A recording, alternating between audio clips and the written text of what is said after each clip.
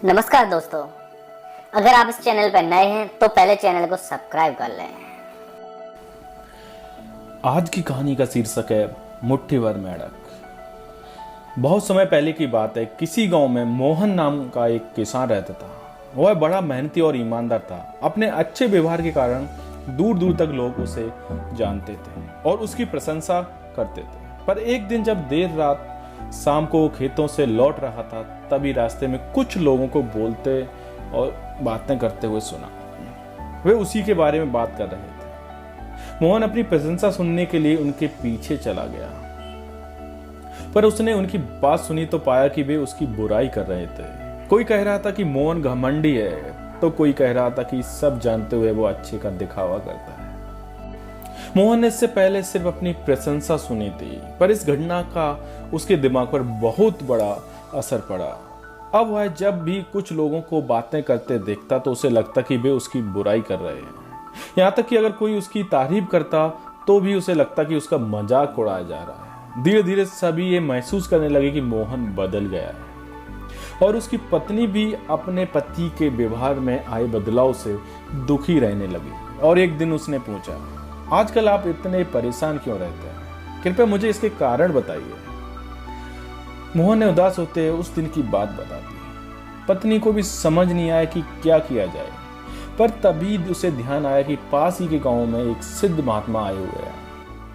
और वो बोली, स्वामी, मुझे पता चला कि पड़ोस के गांव में एक पहुंचे हुए संत आए हैं। चलिए हम उनसे कोई समाधान पूछते हैं। अगले दिन वो महात्मा के शिविर में पहुंचे।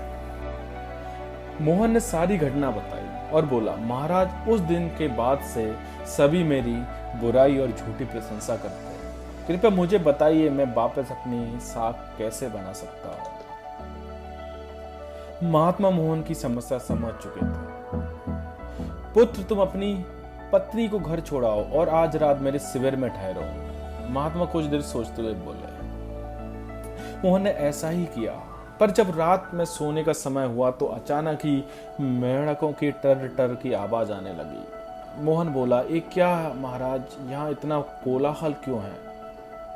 पुत्र, पीछे एक तालाब है। रात के वक्त उसमें मौजूद मेंढक अपना राग अलापते हैं, पर ऐसे में तो कोई यहाँ सो ही नहीं सकता। मोहन ने चिंता जताई। हाँ बेटा, पर तुम ही बताओ हम क्या कर सकते हैं? हो सके तो तुम हमारी मदद करो, महात्मा जी बोले।